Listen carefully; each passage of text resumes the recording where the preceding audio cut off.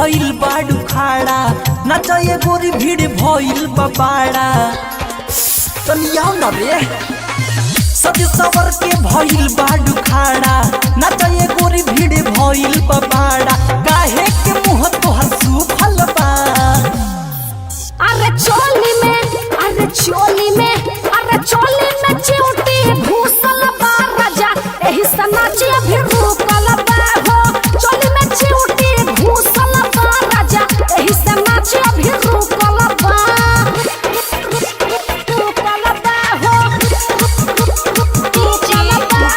चोली में चिउटी घुसल बा राजा एही से नाची अभी रुकल बा हो दुल्हा के भाई खिसिया तारे गोरी नाच भइल काहे बंद हो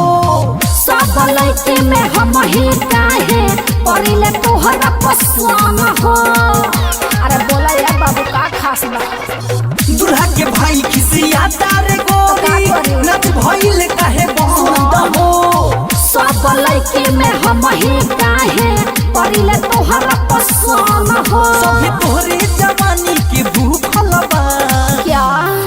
अरे चोली में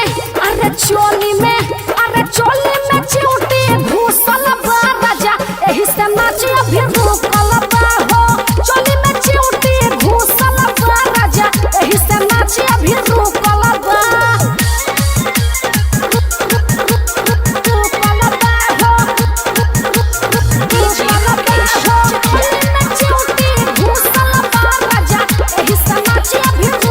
चले से प्रेमी कहेले गोरी कर जानी लेट हो सुनला तबले तो सर नचनिया कोला तू हुसैन हो चले से प्रेमी कहेले गोरी कर जानी लेट हो सुनला तबले तो सर नचनिया कोला तू हुसैन हो बच्चा कृष्णा यही से रूसल बा अच्छा अरे चोली में चिउटी घुसल बा राजा एही से नाची अभी रुकल बा हो चोली में चिउटी घुसल बा राजा एही से नाची अभी रुकल बा सज सवर के भइल बाडू खाड़ा नचाए गोरी भीड़ भइल बाबाड़ा काहे के मुंह तोहर सुफल बा अरे चोली में चिउटी घुसल बा राजा एही से नाची अभी